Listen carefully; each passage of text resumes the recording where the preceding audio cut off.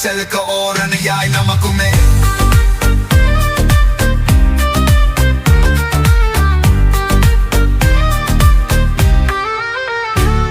நாம் அனைவரும் ஒன்று என்ற உணர்வினிலே நடுவில் நின்று வீரம் சுமக்கும் கொள்கையிலே பிள்ளையான் கொள்ளுகை உறுதிமொழி போலே